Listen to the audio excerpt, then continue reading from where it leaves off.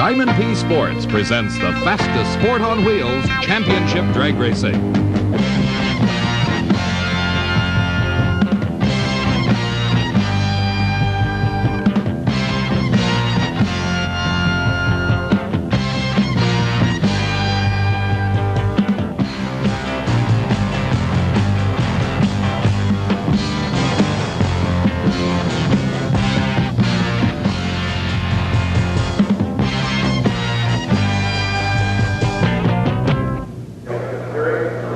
The finish line at the Big O, Ontario Motor Speedway, symbolic of the completion of another season of championship drag racing. This race brings to a close the World Championship Series, with the battle still being waged in the two top pro categories. Just a few hundred points separate Rob Bruins and defending world champ Kelly Brown in Top Fuel, while in Funny Car, Raymond Beadle holds a very slim lead over four-time world champion Don Prudhomme.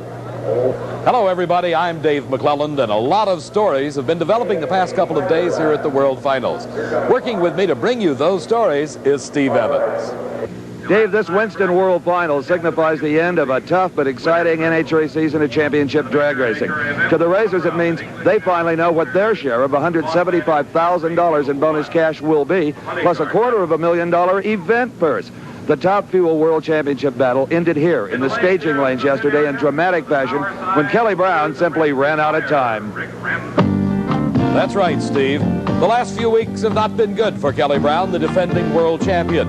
Kelly and the Over-the-Hill gang had to completely rebuild their car after an exploding clutch in the finals of the Fall Nationals severely damaged the dragster.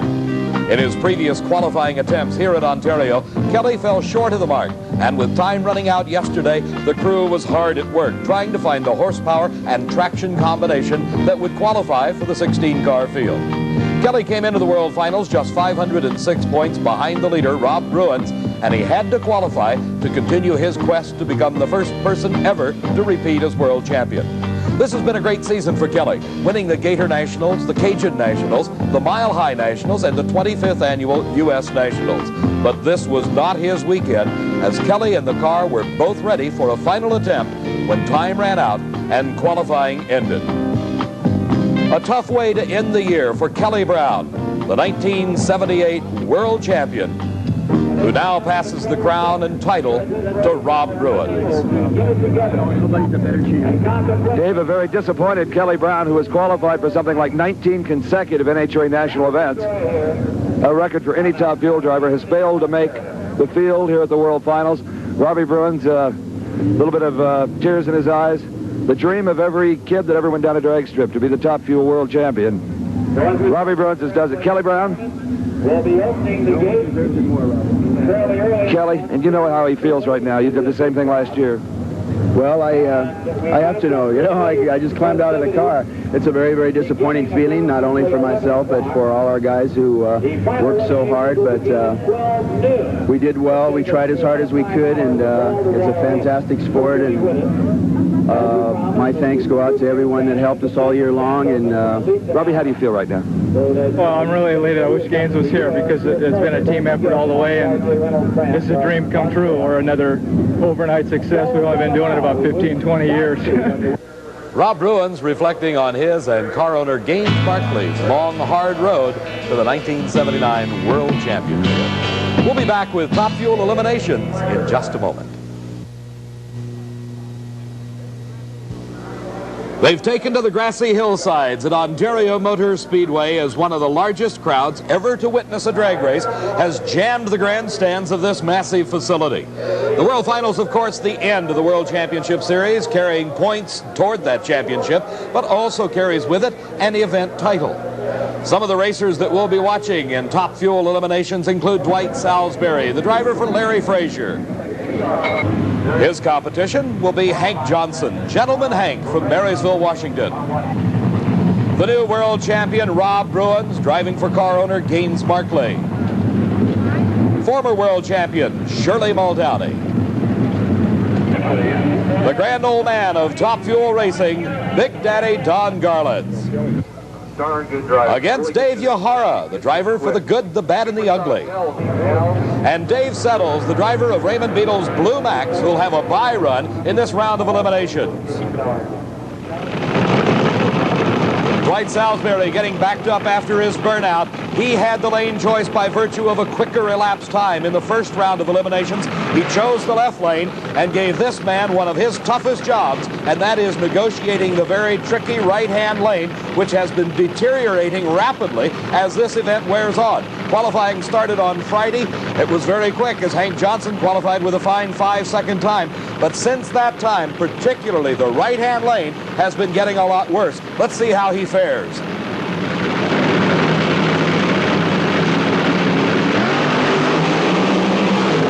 Both cars go up in smoke, but Dwight Salisbury recovers first and wins the race by just a few feet. 6.33 seconds elapsed time to Hank Johnson's losing 6:36. Watching again, we see Hank Johnson up in smoke. Dwight Salisbury the same, but Salisbury recovers very quickly and pulls away and holds on at the finish line to take the victory over Hank Johnson. Here's Steve. Dwight Salisbury got down here, Dave, and didn't even know who won. You did. It was close. He was right there. I saw it on the light. 300ths of a second, Dwight. Well, that was... Whoever recovers first from the tire smoking. Yeah, we got awful loose. I shifted it as quick as I could, and I didn't think I was going to catch him. But it was pulling hard on top. What was our speed? Oh, I didn't hear the speed. Is the track getting any better, Dwight, or is it deteriorating? We didn't change it any, and it smoked the tires that time, so my guess it's going away. We might have to back her down a little bit. Okay, Dwight Salisbury says it's not getting any better out there, Dave. Steve, it's going to be a driver's race. There's no doubt about that, as we have on the starting line a pair of world champions. The 1977 world champ, the only lady licensed to drive the Top Fuel dragsters, Shirley Muldowney. She is competing against the new world champion, Rob Bruins, driving for Gaines Markley. And it is Shirley with the lane that has been giving everybody such trouble. That smoke you see coming off the tires, that is literally burning the rubber. They are burning those tires as there's not enough traction to handle the 2,000 horsepower. The lane choice going to Rob Bruins. He takes the left lane, obviously the better of the two.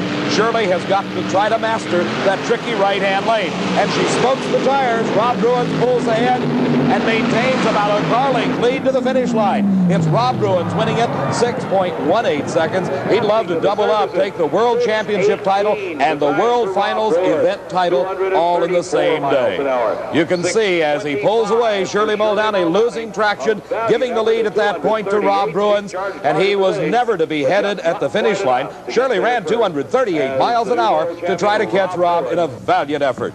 Dave, Rob Bruins running over to give a hug and condolences to Shirley Muldowney. Shirley, he's living up to that World Championship title, isn't he?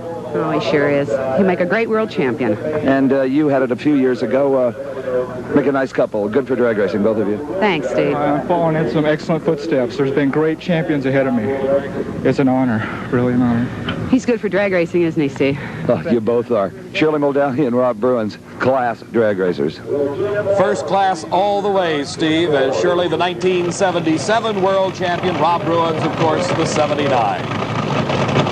The grand old man, Big Daddy Don Garlitz, has the lane choice, and he's taken, obviously, the left-hand lane, as Dave Yohara with a real strong burnout. This is intentional, that smoking of the tires. The reason the tires work much better when they are hot, and the burnout is done out of a puddle of water. Here, let's watch.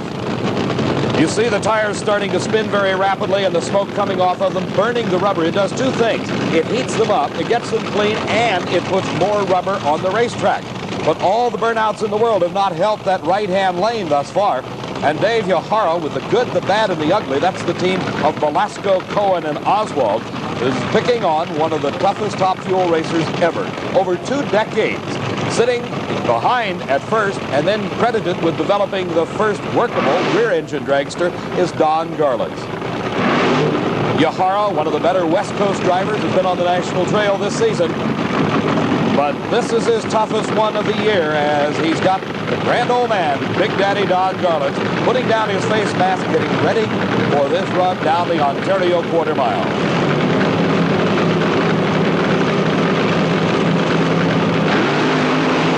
Garlitz leads very hard. Yohara smokes the tires, almost to be expected. And look at Garlitz with the lead. And how about this?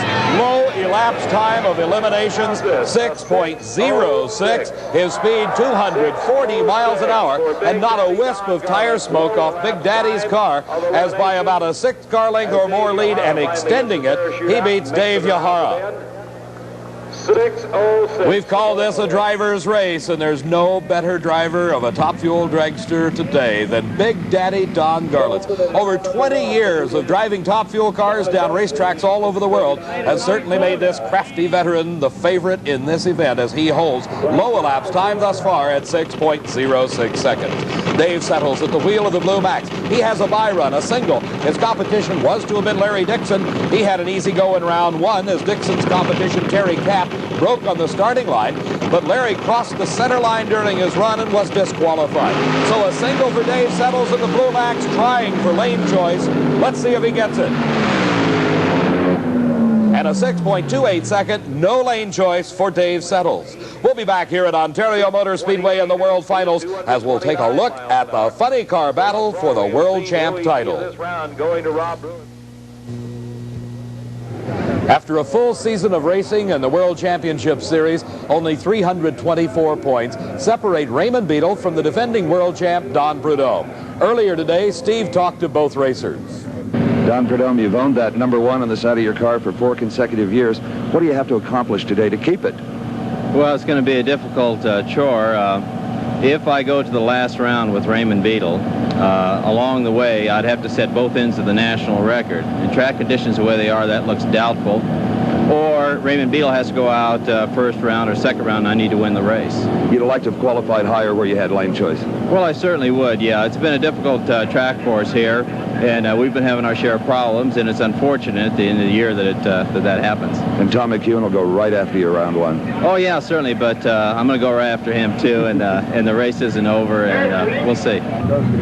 Raymond Beadle, the Funny Car World Championship is within your grasp here today.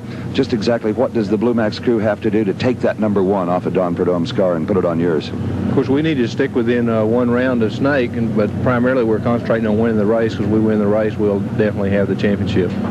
Now, do you feel you have an advantage? You're qualified quicker? Maybe you've got a handle on it? We do have a little advantage there. We qualified in the top half of the field. Snake qualified in the bottom half, which gives us lane choice, and I think that's going to be very decisive in this race, being that yesterday and the day before, the tire lane was definitely had an advantage over the other one.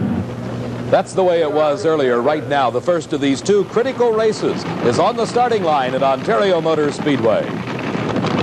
Raymond Beadle of Dallas, Texas, the famed Blue Max. It's been a long season, and it was just a couple of weeks ago when Beadle moved ahead of Prudhomme by 324 points when he won the Fall Nationals title at Seattle International Raceway.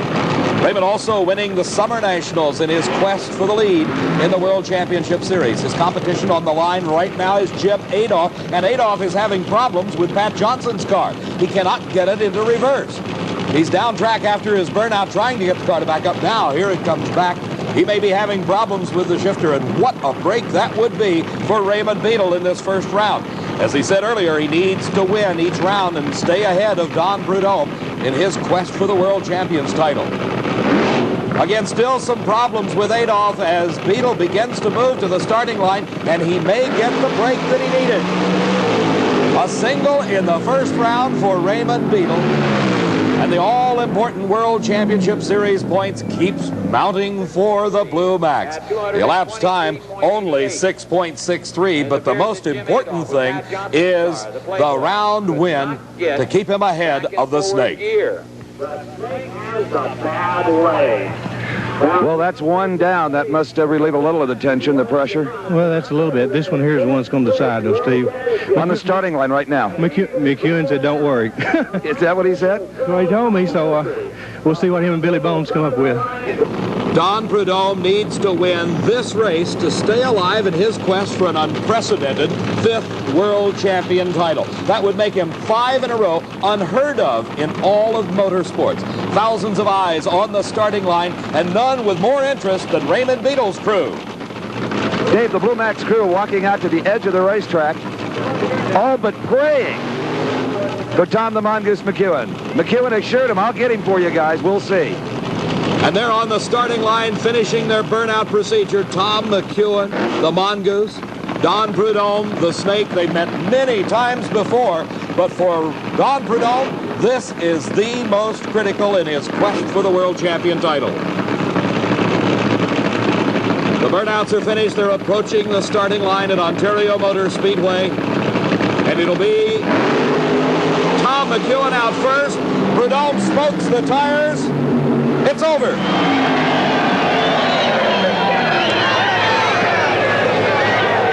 It is absolute bedlam down here. The Blue Max crew has gone crazy.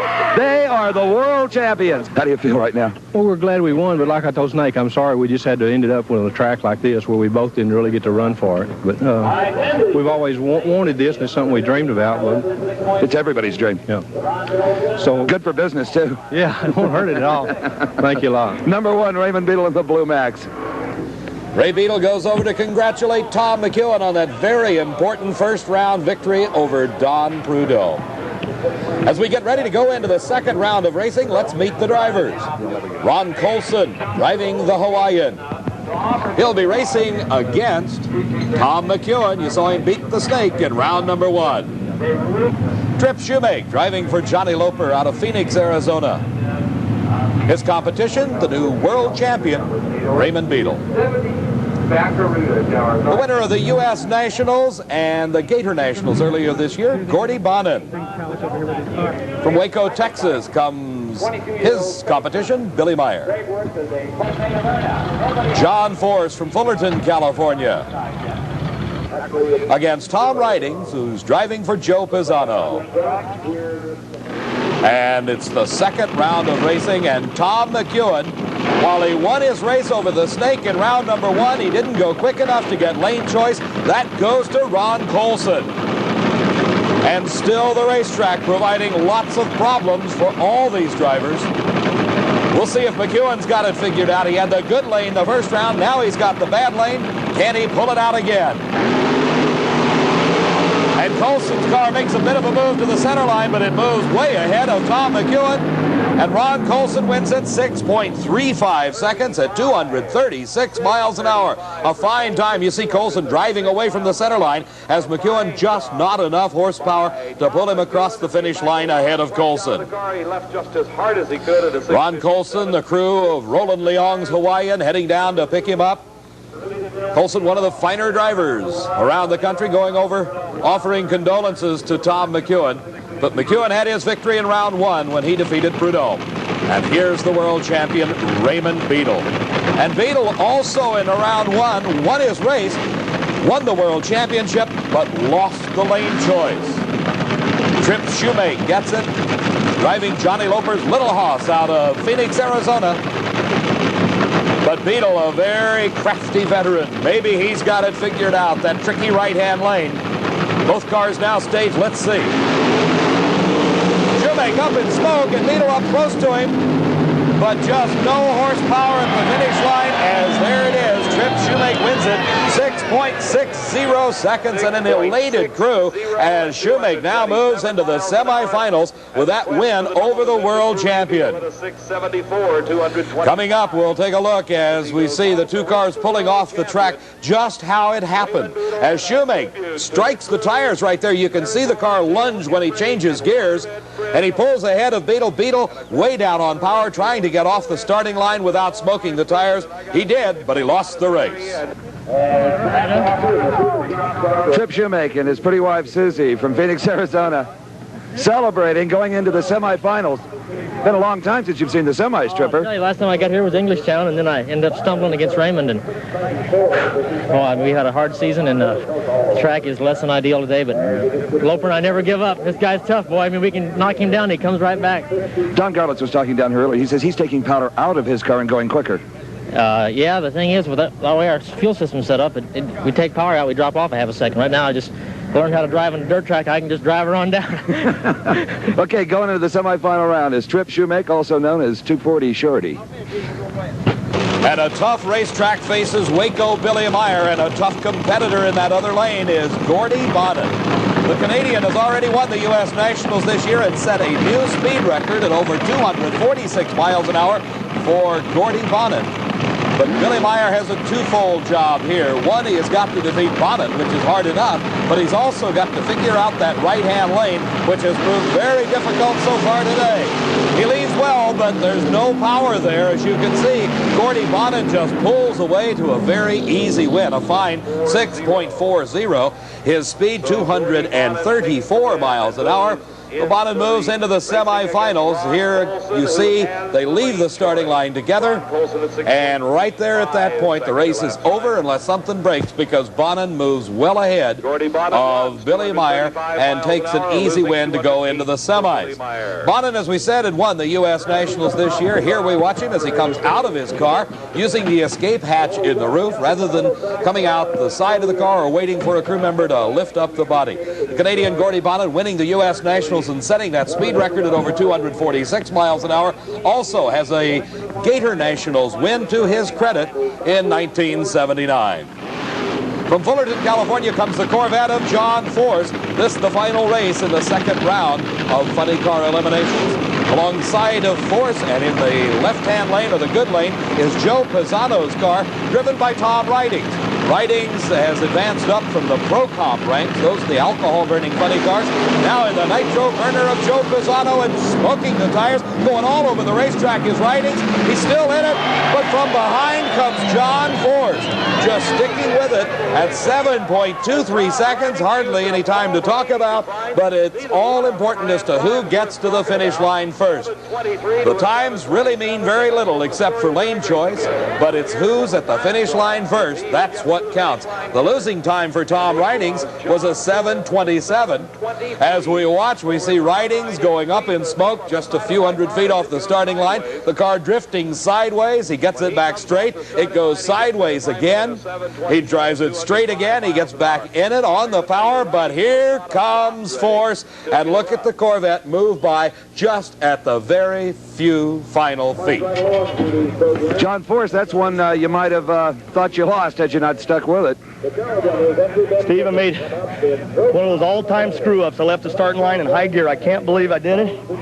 My car was weird acting. I went out there and just did everything wrong. Pedal it, hit it, but I seen he was in trouble. I recovered it, reached down and shifted it in high gear, and I was in high gear. I got to apologize to my guys because they've worked hard, and I screwed it up, and the Lord just let us pull that one right out of the bag. You've got a reprieve as you go into the semifinals. You'll never do that again, probably. Oh, I'm going to make a lot of mistakes before this thing's over, but that's a killer to be that dumb. It's dumb. It's the pressure. When I got in the glue box, the car was sideways coming out, and I had to pedal it, so I thought, well, I'll leave it in high gear and try to do another drive with it to save from wearing the clutch. And when I backed up, my whole program changed, and I never thought to put it back in low, and it was just one of those dumb things. Seems to me it takes a heck of a guy to admit it. I'm a heck of a guy. Okay, John Force goes into the semifinals with the Wendy's car. We'll be back with more racing from the World Finals in just a moment. Back at Ontario Motor Speedway at the National Hot Rod Association World Finals, a special treat for the fans. This is a replica of a 1929 Model A Ford panel truck driven by none other than Wild Bill Shrewsbury.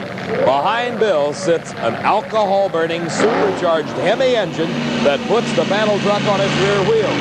And it stays on its rear wheels all the way through the quarter mile and a lot more. Sparks flying from the skid plates at the back of the car. The Model A Berry Wagon heads down the track. Wild Bill Shrewsbury at the controls. Well past the finish line, Bill Shrewsbury sets it down. A real treat for the fans at the World Finals. In the pits, another treat for another man. Well, Dave, if Raymond Beadle was at all down about losing here in the second round, I think his spirits just took a sudden rise. Wandering through the pit area, we find Harvey Chandler of the English Leather Company presenting Raymond Beadle with a check for $10,000. A nice little bonus for the World Championship. I thought that would be a nice kicker. For Raymond, a $10,000 bonus on top of the $15,000 World Champion prize. In other action, World Champs were crowned in the Sportsman category. In stock eliminator, Ray Cook gave away the head start in this handicap race to the Ford Mustang of Jeff Powers. But halfway down the course, here comes Ray Cook, and the Hillside, New Jersey native takes the stock eliminator title.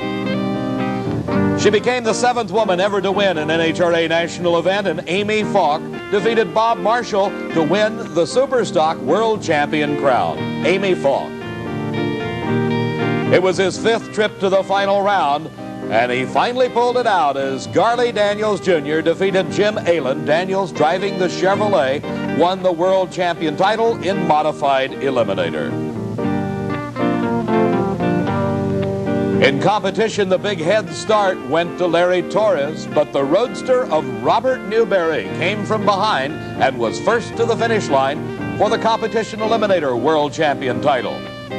In Pro Comp, it was his 6th event win of the season. He is the Grace Cup champion and now the world champion, Billy Williams of Torrance, California, defeating Brian Raymer. In Pro Stock Motorcycle, Terry Vance in the near lane going a little bit crooked as Bob Carpenter took that measure to take the win. In Top Fuel Motorcycle, the runner-up at the U.S. Nationals, Jim Bernard, defeated Pee Wee Gleason at the World Finals. Back to racing, and it is Pro Stock Eliminator semifinal round. Dino Don Nicholson of Orange, California at the wheel of the Ford Mustang, and what a story here. Earlier this season, Dino Don and Ronnie Sox ran into each other. That's right, they collided on a racetrack. Both cars were totally demolished. The drivers A-OK, but Nicholson having to go back to his earlier Ford Mustang. It's a couple of years old, but the driver is 52, and he's still right in there with the best of them. Against him, the winningest Chevrolet of Frank Iaconio and Ray Allen, and it's a whole shot for Frank Iaconio, and he extends his lead at the finish. Iaconio wins it 8.66 seconds to a slowing 8.82 for Dino Don Nicholson. You see Nicholson start to drift towards the outside edge of the track, and then he comes back in towards the center of his lane. That was just enough to give the edge, as allowing Frank Iaconio to pull ahead. And Iaconio will be in the finals against one of these two cars, the Chevrolet of Rare and Morrison from Arlington, Texas. Lee Shepard doing the driving against Bob Glidden, the defending world champion. In fact, he is the 1979 world champ, having wrapped up the title before the world finals ever got underway. For the 15th straight time, Bob Glidden has qualified in the #1 position.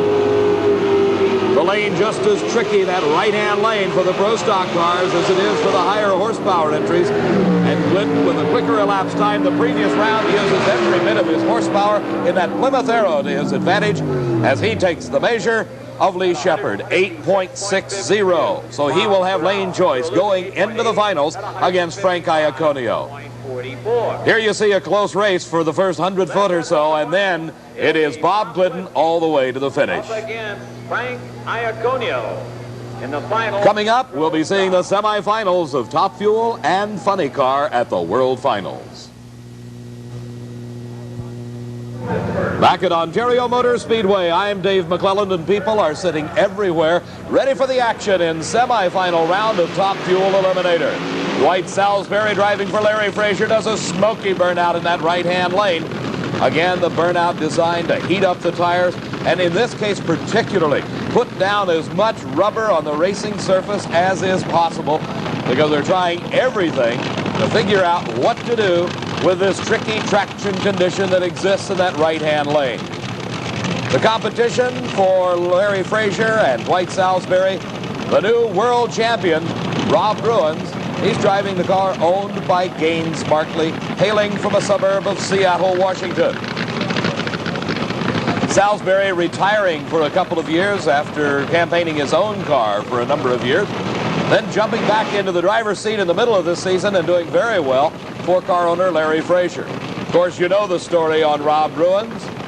He parlayed a series of divisional event wins and some fine showings at national events around the country to the 1979 World Champion title. He'd love to double it up right here at the World Finals, making it the World Champion and the World Finals Top Fuel Eliminator all in the same weekend. And a smoky lead by Dwight Salisbury. The track just not enough traction to hold the 2,000 plus horsepower. I'm sure it's detuned from that point. As you see, just frying the tires is Dwight Salisbury, and that's all Rob Bruins needed to set low elapsed time of eliminations at 6.04 seconds. Bruins with that 6.04 getting out of his car, hoping it will hold up to where he can get the lane choice for the finals. It will be against one of these two drivers, Big Daddy Don Garlits or Dave Settles. The final race of the semifinal round, the Blue Max Dragster. The car's owned by Raymond Beadle, Foster Yancey, and Brad Camp. And Dave Settles, a very competent driver out of Dallas, Texas, does the driving. But he's got his work cut out for him as Big Daddy Don Garlits has got that left-hand lane. He ran a fine 6.06 seconds in it, the round of 4. And Garlits easily outdistancing Settles, but the lane choice will go to Bruin, 6.08 seconds at 240 miles an hour. So it may be the break that Bruins needs to double it up. The world champion and the world finals champ all in the same weekend. Garlits, as you can see, just extends his lead with that fine 6.08 at 240 miles an hour. Big Daddy, you mentioned earlier you'd been taking power out of the engine. What do you do now as Rob Bruins will no doubt put you in that right-hand lane for the final? I'll tune for that lane. Is it possible as it cools off that that lane could get a little better? You can win this race out of that lane. With what tactic? I don't want to talk about that. Big Daddy being a little cagey, and who wouldn't be, going against Rob Bruins for a lot of money. Not about ready to give away the secrets that he may try to use as he goes into the final of Top Fuel Eliminator against Rob Bruins. Here is Gordy Bonham, the Nationals champion. He's got that right lane. Let's see how he can do as he comes up against the Hawaiian, the car owned by Roland Leong and driven by Ron Colson. In the previous round, Colson ran a 6.35 second elapsed time, while Bonham ran a 6.40. Just 0.05 of a second separated their performances. Bear in mind they were both in the left lane in the previous round, and by virtue of the lower ET, the lane choice going to Ron Colson here in the semifinals.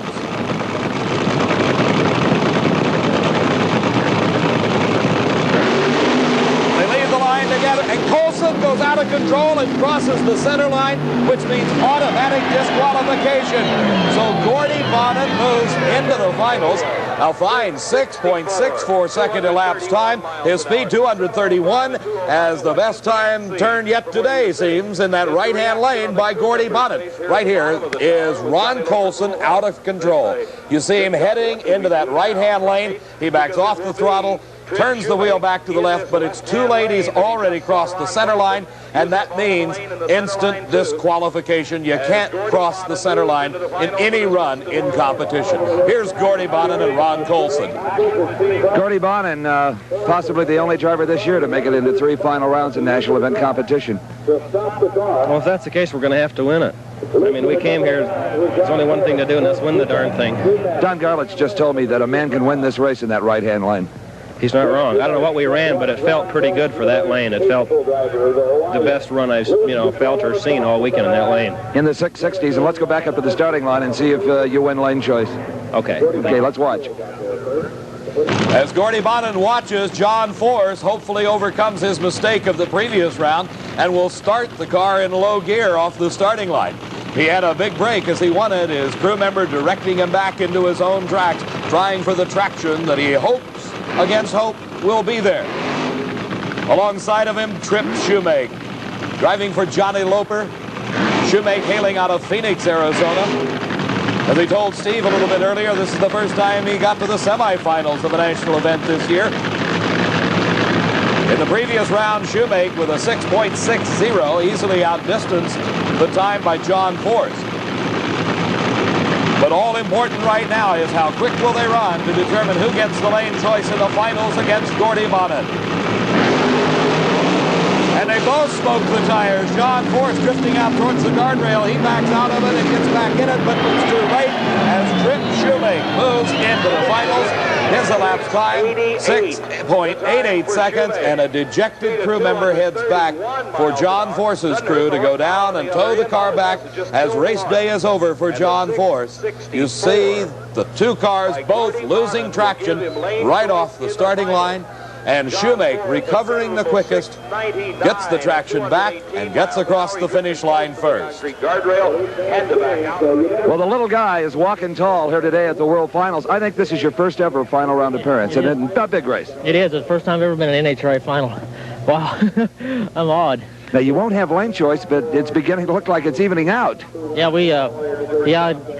Yeah, I won't. I'm not really sure what to do, but it's been so much luck all day, you know. I figure we can just, at least as long as we're in the final, it helps out my crew and helps out everybody, you know. It's been a long weekend. Pumps everybody up for the season to come. Yeah, we had such a bad season anyway, and then to finish... Get a lot of fires, a lot of burned up bodies. Yes, our second car and my third fire suit. Trip Shoemaker. It hasn't been a good year, but things are looking up here in the final race of the season. Wife Susie in here, John Loper, who owns the car. Back to you, David. Steve, we're getting set for the finals of Top Fuel, Funny Car, and Pro Stock here at the World Finals. It's incredible the amount of work that is performed on these cars in the short time between the rounds of elimination. In Trip Shoemaker's area crewman taking the wheels and tires off, while car owner Johnny Loper under the rear of the vehicle checking something out in the rear end. Wife Susie Shoemaker somewhat pensive as she is watching the crew working on the car, and driver and husband Trip Shoemaker in adjusting the clutch and working on the rear of the motor. Let's go over to Gordy Bonnen's pit. There's a real thrash going on here at the Canadian pacemaker car of Gordy Bonnen. Jerry Verhill's the crew chief. I understand you haven't heard a thing. What's all this thrash? Well, we want to win, so we thought we better look and make sure. You know, these things are. They can break, and you don't even know it. So. U.S. Nationals, you didn't hurt a part, but you field strip at every run. We put 8 pistons in it today to start with, because the 8 that were in when we got here were from Indy. How about your driver here? What do you think of his job today? Doing fine, just like always. Don't worry about him. Do you talk to him at all? Do you give him any advice on driving? He doesn't bother you about the motor, you don't bother him. I take care of this, and he takes care of that, and if we both do our job, we'll come out okay, right? And it's been a great team so far. Yeah, I think so. While the funny cars get ready, it's time for the finals in Pro Stock. Wearing the big number 1 is the Plymouth Arrow of Bob Glidden, signifying he's the defending world champion, and he's also the new world champ, having wrapped up that title before ever coming to Ontario in the World Finals. He's racing against the only man to beat him this year, Frank Iaconio from Totowa, New Jersey, in the Chevy Camaro. And a whole shot for Iaconio puts him about a foot ahead of Glidden. Can he hold on for the win? Oh, what a close race to the finish. And it's Bob Glidden who wins it. A tremendous close race. 8.65 seconds. The winning time for Glidden, 8.74 seconds. Almost a tenth of a second slower, but a lot quicker off the starting line was Frank Iaconio. At the finish, though, it's where it's important, and that's where Bob Glidden gets first by just a matter of inches. Dave Bob Glidden trying to shed himself of all of the safety equipment. You can see the sturdy roll cage built in this car that houses a man who has broken yet another record, drag racing's first ever 5-time world champion. Congratulations. Thank you, Steve. We had to race for this one. Oh, those guys are terrible on me. I tell you, Iaconio was really tough on me. They're really the only guys that have beaten you with any consistency at all. Well, they've got their car, their performance is really good, and Iaconio is quite a driver. Well, congratulations to you, Etta, the boys. It's great. 5 times world champ, Bob Glidden. Thank you. You bet. Back on the starting line, all the work is over for the funny cars as they're backing through their own smoke after a long burnout. Trip Shoemaker has the problem of the right-hand lane as wife Susie backing him into his own track, hoping that he can find the traction that no one else has found. His competition, Gordy Bonnen, won his race in that right-hand lane the previous round as Ron Colson crossed the center line, and he ran quick enough to gain the lane choice over Trip Shoemaker. But this track has been very tricky in both lanes all day long. So it really is anybody's race at this time. Both very competent, very capable drivers. The third appearance in the finals of the national event. Thus far in 1979 for Gordy Bonnen. As you heard Trip tell us earlier, this is the first time he's ever been there, and he's almost in awe of the whole thing. The burnouts are over. Crew Chief Jerry Verhill directing driver Gordy Bonnen to the starting line. Shoemaker approaching those light beams for the electronic starting system known as the Christmas tree. The tree goes green, and both cars smoke the tires. Gordy Bonnen recovers and heads across the finish line first. For the third time this season, Gordy Bonnen wins an NHRA national event. The winning The elapsed time for Bonin, 6.53 at 234 miles an hour. You see Shoemake just smoking the tires ever so slightly, but he's obviously down on power as Gordy Bonin streaks across the finish line to take home the World Finals title back to Delta, British Columbia, Canada. Well, out the jack-in-the-box comes Dave McClellan as he has won the Winston World Finals Super Nationals and Funny Car Eliminator. The World Championship may be going to Raymond Beadle, but you're the only guy all year in Funny Car that won 3 national events. Congrats. Thanks, Steve. What a battle. You're bushed, huh? I'm mentally exhausted. I mean, to figure this track out, Jerry and I have been put in 100 hours this weekend. Were you a little worried when you saw him maybe get out first that he would hook up in that line? No, his car always moves real hard in the start line. We got this thing choked up so bad that it's like at Indy. The thing leaves real bad, but... Choked up, you mean what? Tight clutch. Okay. Well, congratulations to you and the Pacemaker team, and the U.S. green again goes back to Canada. We love it. Thank you very much. Gordy Bonin. A very tired but happy man, Gordy Bonin, winning Funny Car Eliminator. Back in the pits for Top Fuel Eliminator, quite a thrash going on in Rob Bruin's pit area. As you see the crew working hard, putting the engine back together. Having taken it completely apart, Bruins and the crew working hard to get it back together for the final. As in Don Garlett's pit area, things, by contrast, a little more relaxed. Big Daddy, you heard him tell us earlier that he can win the race in the right-hand lane. And nobody is better at reading a racetrack than Big Daddy Don Garlitz. We'll be back with the finals of Top Fuel Eliminator in just a moment. This is what the huge crowd at Ontario Motor Speedway has been waiting to see. Big Daddy Don Garlitz against the new world champion Rob Bruin. And Bruins is the defending champion here at the World Finals, and he, in this race, has got the good lane, as Garlitz, by virtue of elapsed times, only 0.04 of a second apart, but he was the slower time of the two in the semifinals, gets the bad lane. We've got word that Steve knows something about this race. Dave, no one is more particular about weight on a race car than Big Daddy Don Garlitz. He likes them featherweight. Yet his crew confided in me in the staging lanes that Big Daddy has added a significant amount of weight to the rear end of this car, trying to get it to hook up in that right-hand lane. He is crafty. Let's see what happens. We'll know in just a couple of moments, Steve, as both cars have completed their burnouts. They're creeping into the staging beams. Will the weight make the difference for Big Daddy? The light's green, and it's Rob Bruins out first, but Bruins is out of control. He backs out of it, and here comes Garlitz. And Don Garlitz, Big Daddy, proves it again. He wins it to the jubilation of this crowd. They are going crazy. Here you see Bruins just out of control. Heads right towards Don Garlitz, has to lift out of it, and then slowly but surely, here comes the swamp rat from Florida, Big Daddy Don Garlitz. Hey, Big Daddy, a happy Big Daddy. Bails out of his race car, but still opens the water petcock, force of habit, I guess. Big's going to check the motor over, even though he has already won the Top Fuel title here at this Winston World Finals. He's going to get his helmet off here, and we're going to try to talk to him. I know he's smiling. I can't even see him yet. Oh, boy. You did it. The right lane, just like you said you would. Well, I smoked the tires, and he had me. And I'll be darned if he didn't go out of control and nearly cross the center line, and that's all I needed, and it just gathered him right up. You know, going into this event, I've never seen so many of the supposed experts pick one guy. Everybody says they're not going to beat Big Daddy on this racetrack. He's just too crafty. It was a racetrack that needed a lot of experience, no question about it. And I got one thing to say about it. There's a lot of people complaining about the track wasn't prepared properly, but no clutches were thrown out at this race. And if this is what it takes to have us have a safe race, I'm all for it. Here's Rob Bruins. Robbie? Congratulations, Rob, again for winning the world championship. You know, you had me, and the thing got out of shape. Yeah. And you lifted. You got it. You almost crossed the center. I know. I had to. And that's just all a little break on me. They've been calling this a driver's race, and the guy that's been driving these things forever. We got the world champion here, and I'm proud of him. He's a worthy one, isn't he? He's a nice young man, and we're going to love to have him as our champion this year. Thanks very much. Very representative of the sport. Dave, what can I say? A great conclusion to a fantastic event. Thank you.